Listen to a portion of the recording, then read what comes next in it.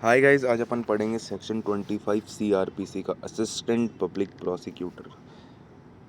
क्या बोलता है असिस्टेंट पब्लिक प्रोसिक्यूटर, देखते हैं। पहला पॉइंट ये बोलता है, the state government shall appoint in every district one or more assistant public prosecutor for conducting prosecutions in the court of magistrate.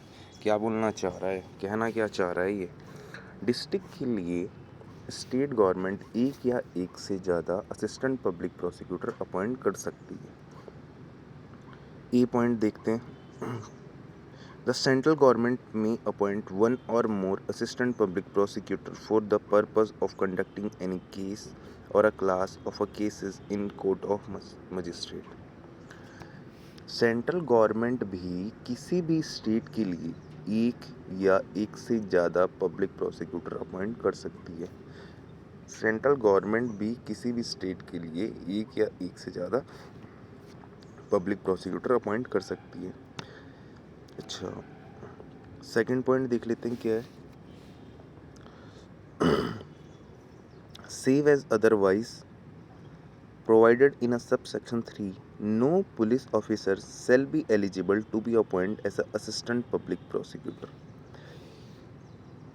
Second point ये बोलना चाह रहा है, सब क्लॉज 2 ये बोलता है कि सब क्लॉज 3 जो बात दी है, जो सब क्लॉज 3 में जो बातें दी हैं उस सिचुएशन को छोड़ के बाकी सब।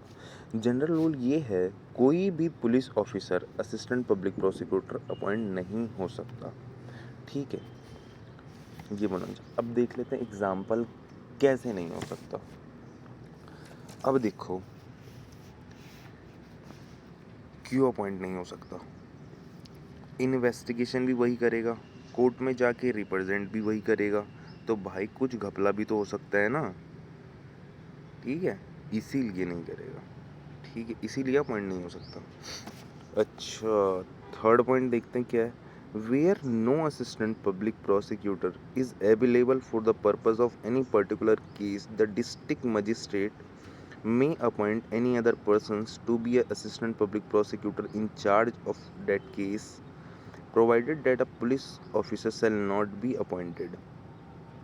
अच्छा, अगर मान लो कि कोई पब्लिक प्रोसिक्यूटर अवेलेबल ही नहीं है, तो उस केस में क्या होगा।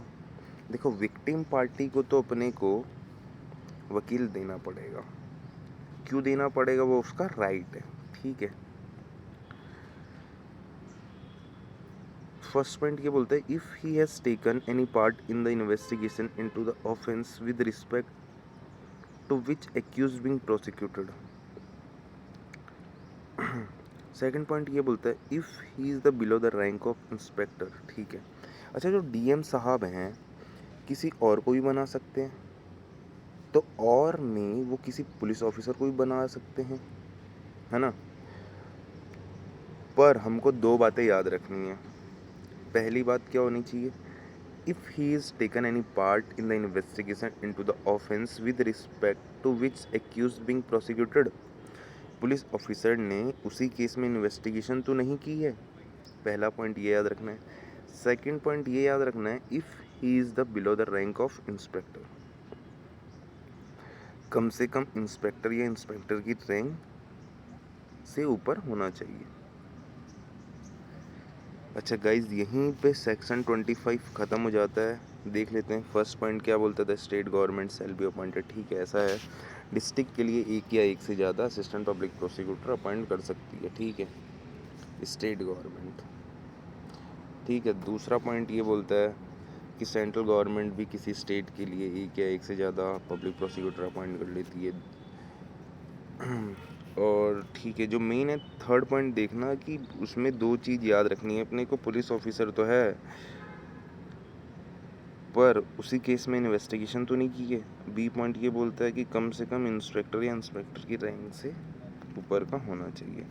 ठीक है गाइस, 35 में सेक्शन 25 में इतना ही है।